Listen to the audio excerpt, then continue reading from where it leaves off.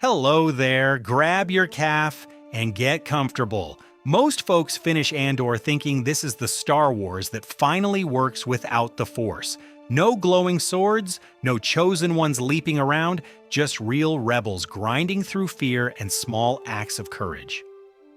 Then one quiet moment in Season 2, Episode 7, changes the whole feel. A simple healer rests her hand on Cassian's shoulder, and suddenly the mysticism of the entire saga feels believable again. Not with flashy powers, but as quiet destiny guiding ordinary lives. Let's settle in for a cozy deep dive into that overlooked scene and why it quietly reconnects everything. Andor earned its reputation with raw, grounded storytelling. Season 1 barely mentioned the Force. It felt honest, like watching the rebellion through the eyes of everyday people in the galaxy, full of sacrifice, doubt, and quiet hope. By Season 2, the rebels have a proper base on Yavin 4.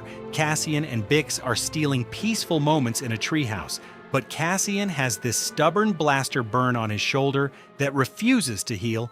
Bix, caring as always, gently guides him toward a woman working near the mess hall. She's no Jedi, no dramatic robes or entrance, just a cook who sometimes eases wounds and catches faint glimpses of something more. Her gift flickers, works one day, fades the next, yet when Cassian steps close, something stirs. Cassian stays true to form, wary, practical, ready to dismiss the whole thing. He's seen enough false hope in his life. His own mother once trusted a healer that delivered little more than herbs and empty promises.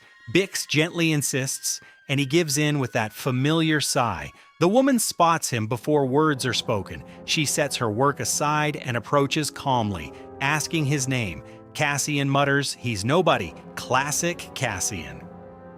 She doesn't argue, she simply reaches out and touches his injured shoulder with gentle, almost motherly care. No bright glow, no dramatic energy rush, just focused quiet. Then Cassian's expression softens a touch. The constant ache eases. He won't say it aloud, but the relief shows in his eyes. What happens next lifts the scene beyond simple healing. The woman senses layers underneath. She speaks softly, almost to herself. She feels the weight he carries, pain, fear, and something else. Most folks drag their past like chains, but some gather as they go. Cassian listens, still guarded. He's survived on wits and timing, not unseen forces, yet her words settle in. She tells Bix that Cassian carries purpose, that he's a messenger meant to be somewhere important.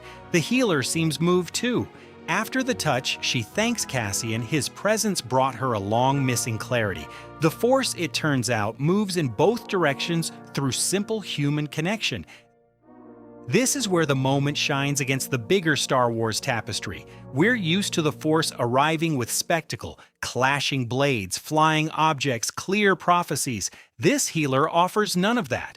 Her ability is modest and inconsistent, like a faint signal cutting through galactic noise. She doesn't command the Force, she listens, and what she hears isn't a bold destiny written in lights. It's quiet gathering, a slow collection of strength, choices, and spirit preparing someone for what lies ahead. Cassian isn't suddenly a secret Jedi, he's simply becoming. Every tough decision, narrow escape, and act of resistance has been adding to him. The Force isn't wielding him like a weapon, it's shaping him through the life he's already living. That lands so much more true than midichlorian counts or bloodlines. It feels like how the Force might actually touch regular people doing their best in dark times. One of the warmest parts is how the encounter lifts the healer herself. She's been quietly helping rebels on Yavin, but the long fight had dimmed her own spark. Endless pressure can wear even a sensitive soul thin. Cassian's energy cuts through that fog. For a moment, she feels that old connection clearly again. In return, she gives him a small seed of belief that his path might hold more than random survival. It's a gentle reminder that the Force isn't reserved for grand heroes lifting rocks or facing Sith Lords. Sometimes it's two people, one skeptical, one hopeful, quietly strengthening each other amid the rebellion. The sort of exchange that happens in hidden corners across the galaxy every day. Now let's trace the thread to Rogue One, because this Yavin moment quietly sets up everything that follows. Remember Chirrut Imwe walking through Scarif's blaster fire chanting, "I am one with the Force." He isn't a Jedi either. His strength flows from deep faith and surrender to something larger. Cassian, carrying the faint memory of the healer's words, listens to Chirrut with fresh ears. He stays the practical spy, planning every step. But that quiet sense of gathering makes him pause when faith enters the conversation.